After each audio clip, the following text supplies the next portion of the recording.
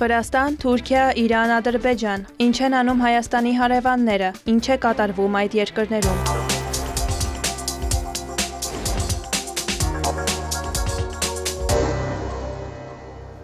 Ուկրաինայում պատերազմ, ավերածություններ և հսկայական զոհեր են, իսկ եվրոպական բյուրոկրատիայի հետ լավ հարաբերությունը մխիթարություն չէ ուկրաինացի ժողովրդի համար։ Այդ մասին հայտարարել է Վրաստանի վարչապետ Իրակլի Կոբախիձեն։ Նրա խոսքով եվրոպական կառույցները ձգտում են երկարաձգել պատերազմն Ուկրաինայում, իսկ Վրաստանին հաջողվել է խուսափել այդ սցենարից։ Կոբախիձեն անդրադարձել է նաև վրաստանյան կազմակերպությունների արտաքին ֆինանսավորմանը։ Ամերիկյան հիմնադրամներն այլևս չեն ֆինանսավորում հակապետական գործընթացները, այդ թվում մեր երկրում, եւ այդ բեռն իրենց վրա են վերցրել եվրոպական կառույցները, ինչը շատ ցավալի է։ Նախկինում մեզ վրա հարձակվում էին երկու ճակատից, սակայն մեզ հաջողվեց պաշտպանել մեր ազգային շահերը։ Հակապետական գործունեությունը ֆինանսավորվում է եվրոպական կառույցներից եւ եվրոպական բյուրոկրատիայից, եւ մենք դրա պատասխանն էլ կունենանք։ Կոբախիձեն վստահեցրել է, մինչև վերջ պաշտպանելու են Վրաստանի ազգային շահերը եւ թույլ չեն տա ուկրաինական սցենարի կրկնությունը։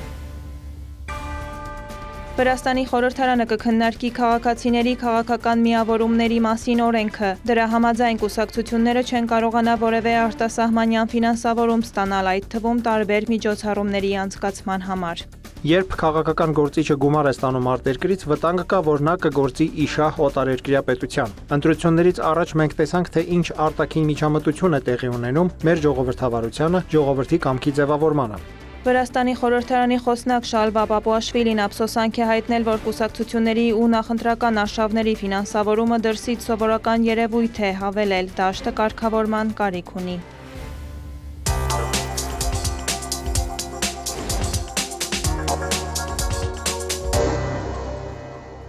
ԱՄՆ նախագահ Դոնալդ Թրամփը Սպիտակ տանը Իսրայելի վարչապետ Բենյամին Նեթանյահուի հետ հանդիպմանն անդրադարձել է Թուրքիայի և Իսրայելի հարաբերություններին։ Ճեպազրույցի ժամանակ Նեթանյահուն նշել է, չի ցանկանում, որ որևէ մեկն օգտագործի Սիրիան Իսրայելի վրա հարձակվելու համար, այդ թվում Թուրքիան։ Նրա խոսքով Թրամփի հետ հանդիպմանը քննարկվել են հակամարտությունից խուսափելու հնարավորությունները, քանի որ Վաշինգտոնը լավ հարաբերություններ ունի Անկարայի հետ։ Դոնալդ Թրամփն արձագանքել է առաջարկելով իր օգնությունը Թուրքիայի և Իսրայելի միջև առկա խնդիրները լուծելու հարցում։ Լավ հարաբերություններ ունեմ Էրդողանի հետ, ես նրան եմ սիրում, նա էլ ինձ։ Էրդողանը Սիրիայում արել է այն, ինչը չի հաջողվել ուրիշ ոչ ոքի։ Կարծում եմ, կարող եմ լուծել ցանկացած խնդիր, որը դուք կունենաք Թուրքիայի հետ։ Թրամփը Նեթանյահուին հորդորել է խելամիտ լինել Թուրքիայի հետ ցանկացած վեճում։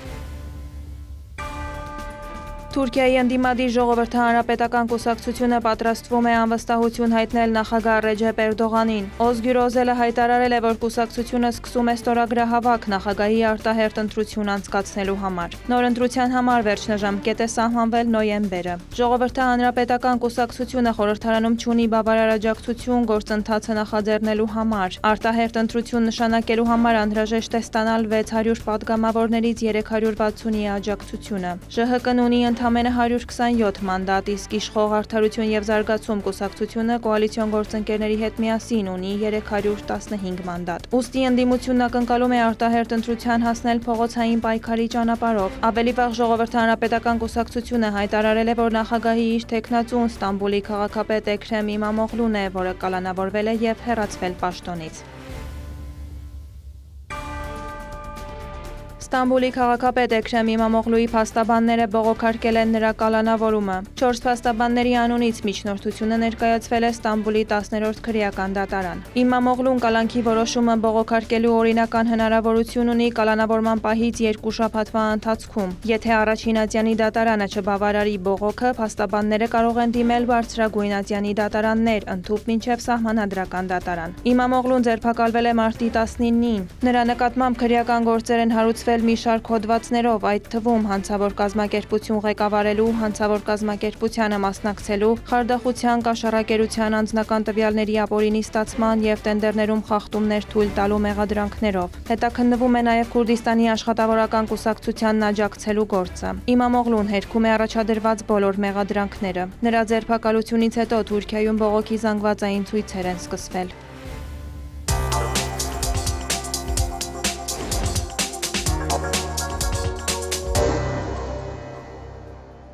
Իրանի եւ Միացյալ Նահանգների միջև ոչ ուղղակի բանակցությունները կմեկնարկեն ապրիլի 12-ին Օմանում։ Իրանական կողմից հայտնել են, որ բանակցություններին կմասնակցեն Իրանի արտաքին գործերի նախարար Աբբաս Արաղչին եւ ԱՄՆ նախագահի Մերձավոր Արևելքի հարցերով հատուկ բանագնաց Սթիվ Ուիթքոֆը։ Արաղչին X-ի միկրոբլոգում նշել է, դա հավասարապես եւ հնարավորություն է եւ փորձություն, գնդակը ԱՄՆ-ի դաշտում է։ Ավելի վաղ ԱՄՆ նախագահ Դոնալդ Թրամփը Սպիտակ տանը Իսրայելի վարչապետ Բենյամին Նեթանյահուի հետ հանդիպման ժամանակ հայտարարել է, թե բոլորը միակարծիք են, որ համաձայնագիր կնքելը ավելի լավ է, քան չմտածված գործելը։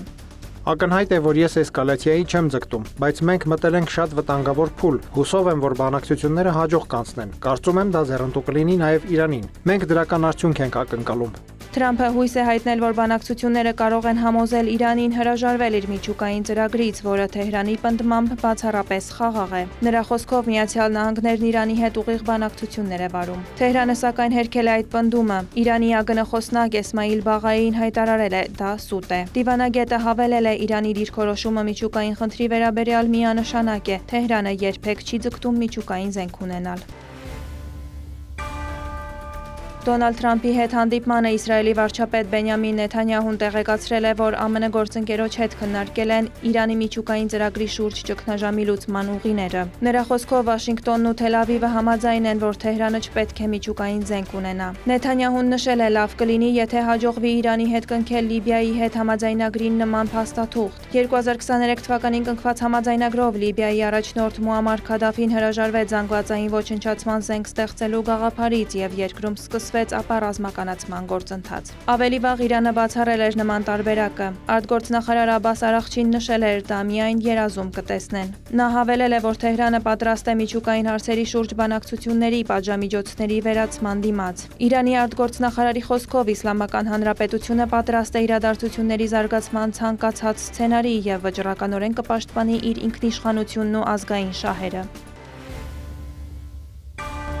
Միավորված ազգերի կազմակերպությունն անհանգստացած է Միացյալ Նահանգների ու Իրանի հարաբերություններում լարվածության աճի կապակցությամբ։ Այդ մասին ճեպազրույցի ժամանակ հայտարարել է կազմակերպության գլխավոր քարտուղարի պաշտոնական ներկայացուցիչ Ստեֆան Դյուժարիկը։ Նա հույս է հայտնել, որ կողմերը կկարողանան համաձայնեցնել միջնորդավորված բանակցությունների անցկացումը եւ կողմերին կոչ է արել զերծ մնալ Սադրի հռետորաբանությունից։ Դյուժարիկը հավելել է, որ ՄԱԿ-ը ստացել է Իրանի նամակը եւ ակնկալում է, որ բոլոր հասանելի դիվանագիտական մեխանիզմները գործվեն լարվածությունը թույլատնելու համար։ Ավելի վաղ ՄԱԿ-ում Իրանի մշտական ներկայացուցիչ Ամիր Սաիդ Իրավանին ՄԱԿ-ի անվտանգության խորհրդին ուղղված նամակում կոչ էր արել դատապարտել Դոնալդ Թրամփի սպառնալիքները, որպես միջազգային իրավունքի եւ ՄԱԿ-ի կանոնադրության խախտում եւ Վաշինգտոնից պահանջել պահպանել միջազգային իրավական պարտավորությունները։ Իրավանին նաեւ ընդգծել էր, որ Թեհրանն իրեն իրավունք է վերապահում արագ եւ կոշտ պատասխան տալ ԱՄՆ-ի կամ Իսրայելի ցանկացած գործողության։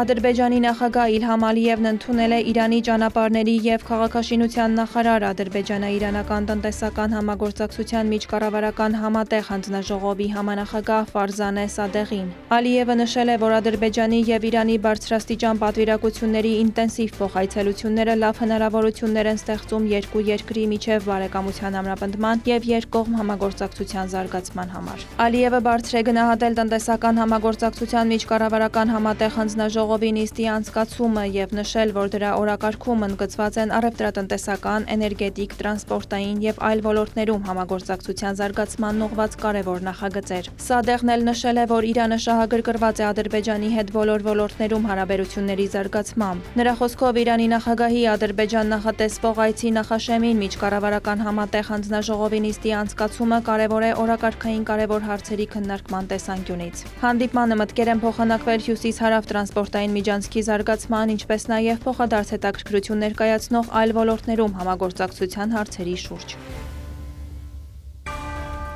Աբու Դաբիում տեղի ունեցել Ադրբեջանի եւ Իսրայելի արտաքին գործերի նախարարների հանդիպումը։ Իսրայելի ԱԳ-նախարար Գիդեոն Սաարը տեղեկացրել է, որ իր ադրբեջանցի գործընկեր Ջեյհուն Բայրամովի հետ քննարկել է մի շարք հարցեր։ Նրա խոսքով Ադրբեջանի եւ Իսրայելի հարաբերություններն ընդլայնվում են եւ ընդգրկում ռազմավարական, դիվանագիտական, տնտեսական, էներգետիկ եւ այլ ոլորտներ։ Նա վստահեցրել է կշարունակեն ամրապնդել դրանք։ Բայրամովն էլ նշել է, որ Սաարի հետ հանգամանալից քննարկել են երկկողմ եւ բազմակողմ համագործակցության առնչվող հարցեր, ինչպես նաև տարածաշրջանային և միջազգային խնդիրներ։